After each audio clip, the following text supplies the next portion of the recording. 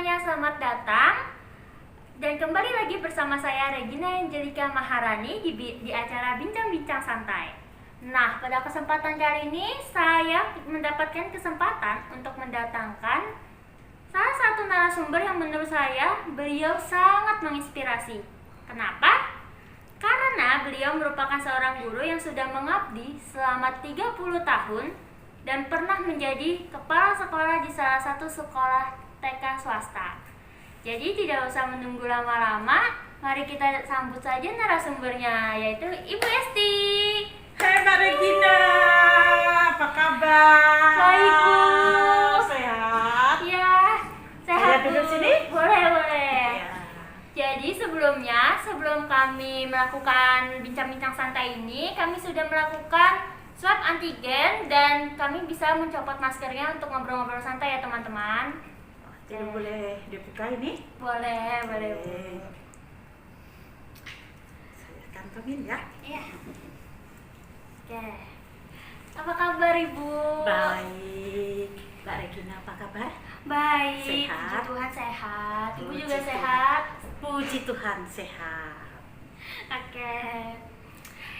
Ibu Esti ini pernah menjadi guru TK saya pada tahun berapa, Bu? Tahun berapa ya?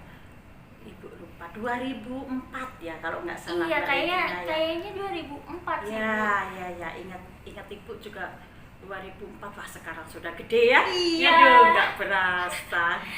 Udah ya, namanya Iya. juga manusia ya, Bu ya. Iya. Terus berkembang. Iya, terus betul. tumbuh. Gimana belajarnya? Baik, Lancar? Bu, lancar. Puji Sekarang Tuhan. kuliah di Sanata Dharma. Waduh, Udah mengikuti semester jejak Ibu 3. dong ya, Iya. menjadi guru. Waduh. Ibu Emang- doakan sukses ya Mbak Regina Amin, ya. Bu, amin. Ya. Oke.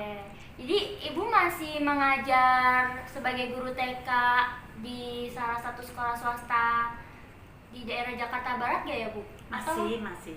Masih di sekitar Jakarta Barat, mencari yang dekat-dekat rumah saja Mbak Regina. Apakah masih di sekolah TK saya zaman dulu itu, Bu? Atau memang udah pindah mungkin? Sudah pindah ya. Sudah pindah. Sekarang saya di Jelambar. Oke, di Jelambar ya. Ya, Tetap- masih di TK juga. tetap menjadi guru TK. Iya, betul, karena itu dunia ibu ya. Iya, benar-benar. Betul. Tuh teman-teman, Bu Esti Iya. ini sudah mengabdi 30 tahun sebagai guru TK loh. Bergelutnya di bidang TK terus. Tuh, mantap ya teman-teman. Jadi tidak usah berlama-lama. Jadi saya pengen nanya nih, Bu. Ya. Kan Ibu sebagai guru TK ya. Sedangkan saat ini kondisinya pandemi itu masih terus bertambah, masih terus tetap ada, nggak tahu sampai kapan ini. Iya, betul. Iya. Mm-mm. Jadi bagaimana anak-anak TK ini mengubah kebiasaannya dari yang pembelajaran tatap muka menjadi pembelajaran daring nih, Bu? Apakah mereka mungkin ada rasa malas, bosan, capek karena pembelajaran daring? Kalau untuk awal-awal rasa malas, capek, iya mungkin ya. Untuk awal-awal, karena memang di awal pandemi kan kita tidak menyangka ya Mbak Regina Iya. bahwa ini menjadi pandemi yang berkepanjangan. Iya, benar, Bu. Sedangkan untuk anak TK mungkin sulit ya waktu itu untuk memulai yang biasanya tatap muka, ketemu langsung gurunya, tiba-tiba harus daring ya. Iya. Mungkin tidak hanya anak-anak, mungkin kita sebagai guru juga orang tua mengalami kesulitan itu. Oke, berarti anak TK ini pembelajarannya via daring ya, Bu ya? Iya saat betul, ini? iya betul. Melalui aplikasi apa ya, Bu? Mungkin Zoom, Google Meet, atau hanya sebatas WA group? Kalau di kita di sekolah Mhm. Ibu menerapkan pembelajaran via Zoom. Mm-mm. Kita juga ada WA group, kita juga kirim video ya lewat WA group. Yang penting bagaimana cara kita menyampaikan agar pembelajaran itu menarik buat Ya, anak-anak, benar. bisa diterima anak-anak dan bisa diterima orang tua ya. Jadi orang tua tahu cara mengajarkan ke anak-anak. Seperti itu Mbak Regina. Oke, menarik ya Bu ya. Iya. Anak TK zaman sekarang nih jadi harus belajar teknologi. Iya, Saat TK betul. pun harus tetap belajar teknologi. Iya. Terus anak-anak itu bagaimana cara ibu tuh memberikan materi yang menarik untuk anak-anak agar anak-anak itu tidak merasa bosan, merasa malas, dan tetap ada keinginan untuk belajar gitu, Bu. Ya, untuk itu, jadi kalau pada awal-awal dulu, ya ibu hanya memberikan tugas seperti itu ya. Tapi semakin kesini, ya kita harus upgrade ya, Iya, Mbak benar, Regina Bu. ya. Ya ibu yang mungkin sudah dibilang tua nih, udah 53 ya, biarpun ibu awet muda ya kan. Aduh. Ya. Tapi kan tetap harus belajar ya. Iya, benar, Kita Bu. harus belajar teknologi biar nggak gaptek juga. Jadi untuk saat ini ibu mengajarkan ke anak-anak itu melalui PowerPoint. Jadi di setiap tema ibu bikin PowerPoint, terus dari PowerPoint itu dibikin video ya. Iya. Video kan kita cari gambar-gambar yang sesuai dengan tema yang akan kita ajarkan. Kan sekarang zaman sudah maju sekali ya. Banyak gambar-gambar yang menarik bisa kita dapatkan via Google ya. Jadi kita cari gambar-gambar yang menarik, kita bikin video lewat PowerPoint, dan PowerPoint itu akan kita share waktu kita Zoom sama anak-anak seperti itu, Mbak Regina. Oke.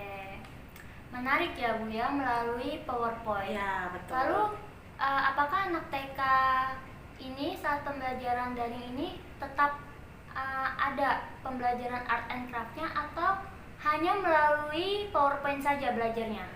Art and craft tetap kita berikan. Jadi apa yang ada di kurikulum tetap kita berikan.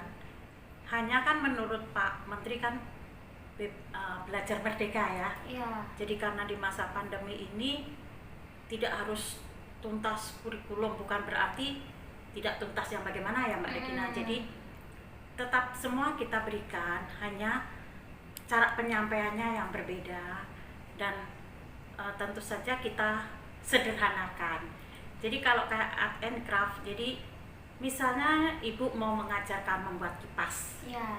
Jadi ibu akan membuat video cara membuat kipas itu bagaimana jalannya, seperti apa, kita bikin video step by step videonya itu. Terus kita bikin yang semenarik mungkin ya. Iya. Kita edit via InShot gitu ya. Iya, Bu. Jadi kan menjadi menarik. Lantas setelah itu jadi kemasan yang menarik, kita akan share di grup WA orang tua. Jadi nanti orang tua akan memutar video itu, anak akan melihat ya, Iya. cara membuatnya bagaimana. Nah, hasilnya nanti di foto, hasil anak-anak itu sama orang tuanya difoto, di grup, dikirim lagi ke grup WA. Jadi ibu bisa melihat hasilnya, juga bisa melihat videonya. Jadi saat anak mengerjakan, biasanya orang tua membuat video anak itu saat mengerjakan, seperti itu. Oke. Kalau misalnya art and craft-nya melalui video, Ya, betul. lalu untuk anak-anaknya sendiri dan orang tua berarti menyediakan bahan-bahan art and craft-nya sendiri atau melalui guru gitu, Bu? Mungkin dari gurunya sendiri menyiapkan bahan-bahannya, lalu mungkin orang tua datang ke sekolah, atau memang dari orang tuanya dan anak-anaknya yang menyediakan bahannya sendiri? Tidak, jadi bahan sudah kita siapkan. Jadi seperti kalau sekolah kan setiap hari datang ke sekolah ya. Iya. Kalau sekarang kan tidak. Jadi selama 1 minggu kita sudah menyiapkan pembelajaran untuk 1 minggu. Misalnya art and craft, ada menulis, ada anak-anak belajar berhitung, anak-anak belajar mewarnai. Itu bahannya sudah kita siapkan selama 1 minggu. Jadi setiap hari Jumat itu orang tua mengambil bahan untuk 1 minggu ke depan. Nanti hari Kamisnya tugas-tugas dikembalikan lagi, Jumat mengambil kembali, seperti itu Mbak Regina. Berarti Tapi setelah dipelajari dan sudah mampu, menjadi menyenangkan ya, membuat PowerPoint lewat video, ternyata menyenangkan sekali. Berarti Ibu sekarang senang belajar via daring seperti ini? Atau tetap ada keinginan untuk aduh kapan ya luringnya ketemu anak-anak bisa main, atau tetap ya udahlah daring aja nggak apa-apa gitu? Kalau jujur mau dalam hati, ya pengennya ketemu anak-anak ya, karena ketemu anak-anak itu sesuatu yang gimana ya, itu hiburan tersendiri. Tapi biarpun nanti sudah luring, bertatap muka, PowerPoint kan tetap bisa kita sampaikan ke anak-anak. Iya kan Mbak Regina? Betul nggak? Benar. Dan mungkin akan lebih menarik buat anak-anak ya, jadi di kelas juga tidak bosan. Ya itu menurut Ibu sekarang ini kalau misalnya pun nanti pandemi ini berlalu, terus ada tatap muka dan pembelajaran dari daring ke luring dipadukan, itu malah jadi lebih bagus. Seperti itu. Benar Bu. Iya kan? Baru kali ini saya menemukan di mana guru TK tuh mempunyai ide untuk oh yaudah anak TK belajar pakai PowerPoint juga lah nanti kalau udah luring gitu. Berarti selama pembelajaran daring ini ada nggak sih Bu mungkin orang tua murid yang merasa keberatan atau mungkin merasa aduh saya nggak punya waktu nih untuk mendampingi anak saya pembelajaran daring ini gitu? Ada, pasti ada. Ada Bu. Bagaimana Ibu menyikapinya? Bagi yang memang benar-benar tidak bisa, jadi kita tawarkan. Kan kita juga nggak mau kehilangan murid ya Mbak Regina. Benar Bu. Aduh, jangan sampai kehilangan murid. Betul, karena dengan pandemi ini banyak terkena imbasnya adalah di TK ya, karena masih kecil. Ya, jadi kadang-kadang ada orang tua nggak usah sekolah dulu. Karena masih karena untuk masuk SD kan tidak membutuhkan ijazah TK kan, ya Mbak Regina, kecuali nanti pemerintah ini mengusulkan masuk SD harus ada ijazah TK. Aduh, semua kayak gitu berbondong-bondong ya. TK Sebenarnya ya itu guru TK nanti melejit kan jadi. Ini menunggu keputusan pemerintah istilahnya seperti itu. Ya. Nah, kalau yang benar-benar mereka tidak mau, jadi kita tawarkan untuk offline, sekolah offline ya, dengan perjanjian hitam di atas putih ya Mbak Regina ya. Kita tetap menjaga keamanan gitu loh, harus progres tetap terjaga ya. Jadi ada perjanjian hitam di atas putih seperti itu, jadi mereka offline di sekolah seperti itu. Jadi terakhir nih Bu, pesan-pesan Ibu untuk guru-guru muda di luar sana yang ingin menjadi guru TK di era pandemi ini apa sih Bu, biar mereka tuh tetap semangat mengajar walaupun melalui aplikasi Zoom? Ya, pesan Ibu adalah bekerjalah dari hati pertama. Yang kedua, tetap ceria. Ya.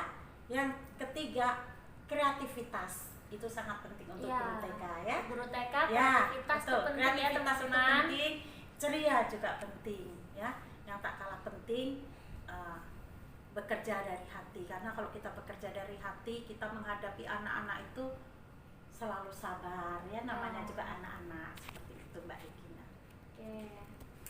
Jadi itu ya teman-teman, untuk kalian yang mungkin untuk calon-calon guru muda yang ingin menjadi guru TK harus tetap semangat, harus tetap bekerja dari hati, dan harus banyak ide-ide yang cemerlang untuk mengajar anak-anak TK gitu. Dan satu lagi ya Mbak Regina adalah di mana kita berpijak, bumi kita junjung tinggi. Artinya kalau kita sudah menekuni, menggeluti dunia TK, ya kita harus seutuhnya menggeluti di situ. Jadi tidak setengah-setengah, tidak ngambang. Seperti itu.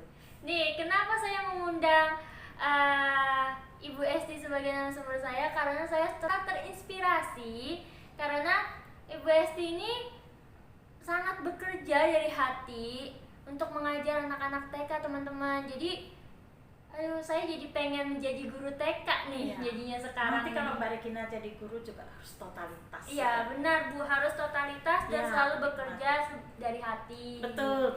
Mau itu jadi penting. guru apapun itu betul. tetap harus bekerja dari hati ya Bu ya. Betul. Sebenarnya tidak hanya jadi guru ya Mbak Regina. Apapun kita itu bekerja ya. apapun juga harus selalu dari hati. Jadi totalitas. Ya biar kita bekerja pun juga senang Bu. Ya, jadi nggak ada rasa terbebani. Ya betul. ada kepuasan batin. Itu Ya. susah dibeli dengan apapun ya. Oke, baik. Jadi segitu dulu bincang-bincang santainya bersama narasumber saya yaitu Ibu Esti yang sangat menginspirasi ini. Jadi sekian dan terima kasih teman-teman sudah mendengarkan bincang-bincang santai kami. Dan sampai jumpa di podcast berikutnya. Bye-bye.